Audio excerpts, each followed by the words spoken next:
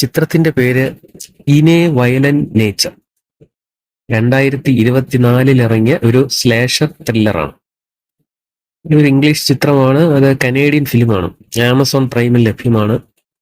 ഏതാണ്ട് 1.5 മണിക്കൂറോളം ആണ് ചിത്രത്തിന്റെ ദൈർഘ്യം. ക്രിസ് നാഷ് ആണ് സംവിധായകൻ.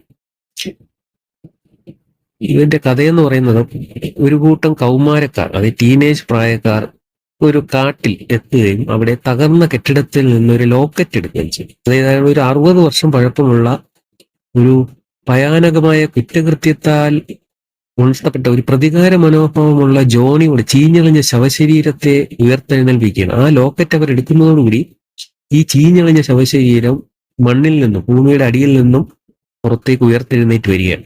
അതൊരു മരണമില്ലാത്ത കൊലയാളിയാണ്. പിന്നീട് അങ്ങോട്ട് നടക്കുന്ന രക്തരൂഷിതമായ കൊലകളാണ്. പക്ഷേ ഈ സിനിമ നമുക്ക് അങ്ങനെ ഇരുന്ന് കണ്ട് രസിക്കാൻ ബുദ്ധിമുട്ടാണ്. കാരണം അതൊരു സ്ലോ പേസ്ഡ് മൂവിയാണ്.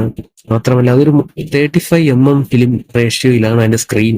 പഴയ സ്റ്റൈല് സ്ക്രീനാണ്. അപ്പം മാത്രമല്ല ബി ജി എം പല ഭാഗത്ത് ഇല്ല. അപ്പൊ അതൊരു വെറൈറ്റി മേക്കിംഗ് ആണ്. പക്ഷെ അതെല്ലാവർക്കും ഇഷ്ടപ്പെടാൻ സാധ്യതയില്ല. നല്ലപോലെ ബോറടിക്കും.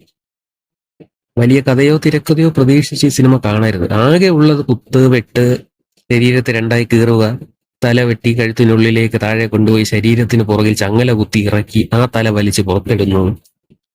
പിന്നെ വുഡ് കട്ടിംഗ് മെഷീൻ ഉപയോഗിച്ചുള്ള പരിപാടികൾ, അങ്ങനെ കുറെ തമാശ. ഇതിന്റെ രണ്ടാം ഭാഗവും വരുന്നുണ്ട്.